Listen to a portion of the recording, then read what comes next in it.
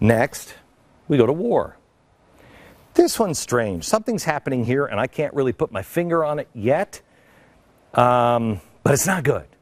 Not good. Let me show you this. Do you remember this video? This video we ran when I was over at Fox. The IDF will routinely inspect flotillas heading to Gaza to ensure that there are no weapons on board and the aid is truly humanitarian and everything else. Nearly all the time, these inspections happen without incident. But this flotilla was different, and we knew about this flotilla going in. We knew about it because we covered it almost live as it happened. The IDF soldiers were ambushed and immediately attacked by activists and beaten with iron bars. Some soldiers were stabbed. I know these things because we have the video. There they are, beating them. We have the video. I've talked to members of the IDF. I've talked to leaders of Israel. It's very clear what was going on. One of the soldiers was tossed overboard. An activist wrestled a gun away from an Israeli soldier and opened fire. The Israelis then shimmied down from helicopters and returned fire, and 9 activists were eventually killed in the fight. This was clearly a case of self-defense. No one in the media covered it. We did. I covered it for months, the only one that was covering it.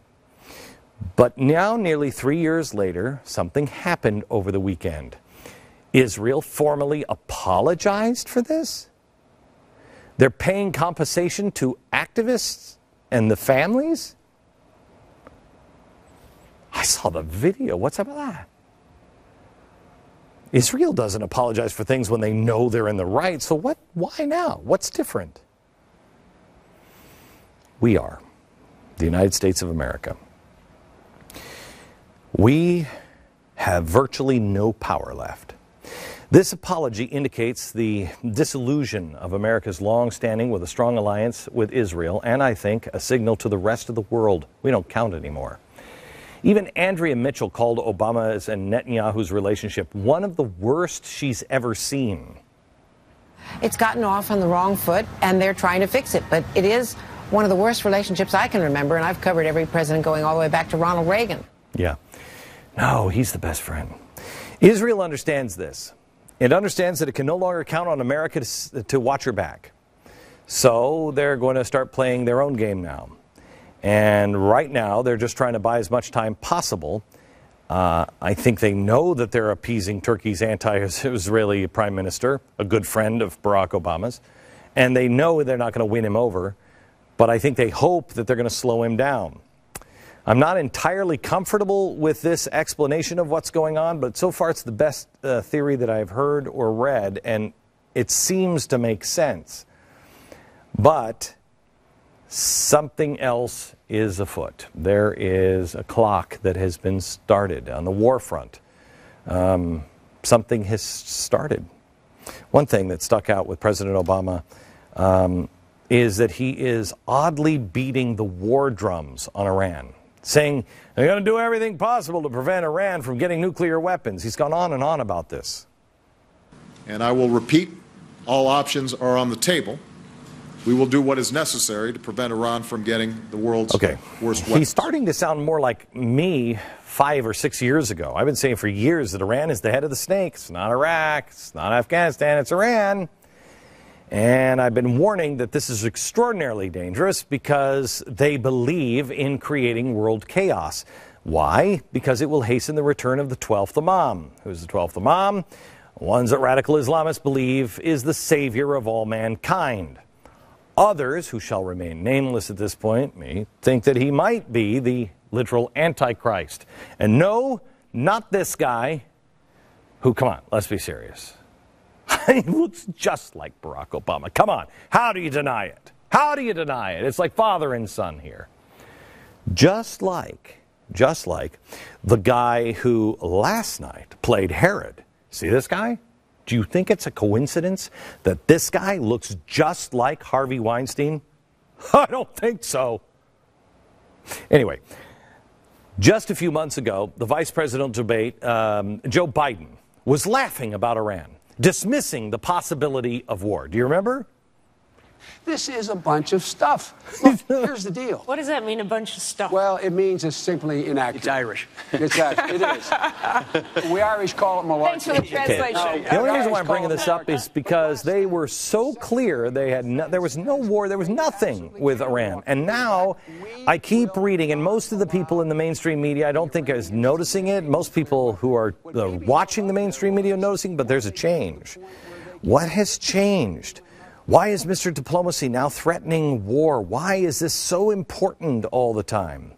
Even a few sources of ours have come up and said, oh, there's war right on the horizon. Why? Why? Because this is now the last thing that we should be doing. Because that will set the Arab world on fire. Is it that now's the time? Because if you set the Arab world on fire, you could set the whole world on fire? So the Iran situation is escalating. And then on top of it, you have the latest from Syria. Why is no one really talking about this? The opposition has a new prime minister in Syria. Going to head up the effort to form a new government post-Assad. Who is he? Well, he's a friend of ours. He's a good friend of ours.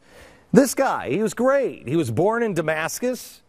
Then he left Syria in 1980 and became a naturalized American citizen. In fact, he was neighbors with us. I didn't know this at the time. Wish I would have known. He resided right here in Texas. He was the choice of Syria's Muslim Brotherhood. Isn't that great? Now, there was one objection, besides mine, to his appointment from the Free Syrian Army. And wouldn't you know it, I mean, such bad luck. The day after they announced that they were against the Muslim Brotherhood's guy, there was a bad, nasty car crash. And, well, it wasn't a crash as much as it was. And he gets himself blown up. So it was just a coincidence. And what timing, huh? I mean, cars mysteriously explode all the time, especially, I don't know, I haven't checked yet, but it might have been a Chevy Volt. This is all about the Brotherhood. Hittu is the man now, and he's been there for quite some time. If you look at his resume, boy, he loves the Muslim Brotherhood, the Islamic Society of North America, the North American Islamic Trust, the Muslim American Society. He was a representative for CARE, who definitely has nothing to do with terror or Muslim Brotherhood. What? Many of these groups have been identified as part of the Muslim Brotherhood. Now, he went to Turkey just at the end of last year, last December. And then he goes to Syria just a few days ago. And then weird. So this guy was living right down the street from us. There's the studio, right there, the Texas. There's the Blaze Studios. And a little black dot, that's the Muslim Brotherhood guy. We were neighbors. Why did we have barbecue? Go see a Cowboys game. The next day, he's over in Syria as the new prime minister of the opposition forces fighting to get a Muslim Brotherhood Egypt-style government implemented post-Assad. Whoa, that's weird. It's almost like this is further confirmation that everything in our documentary called The Project was true. The Muslim Brotherhood has infiltrated the White House, this administration. It is alive and well inside of our borders, even the great state of Texas. And you know what else is weird? That America was running guns from Benghazi to the Syrian opposition. At the same time, he went over to Turkey. Our boats were landing in Turkey. And we knew full well that those guns were landing in the arms of radical Muslim Brotherhood fighters. It's almost, again, like what we reported, that nobody else did, about Benghazi attack being connected to gun-running operations are true. Wouldn't it be nice if somebody else would connect the dots from time to time? Here's something else nobody else bothers to report on or connecting the dots on. America's popularity in the Middle East. Guess what? We are so popular right now. Support for the United States of America in Egypt, Jordan, Lebanon, Pakistan is great. It's lower, a little lower than it was in 2008 in the closing year of George W. Bush. But hey, you know, we face some headwinds.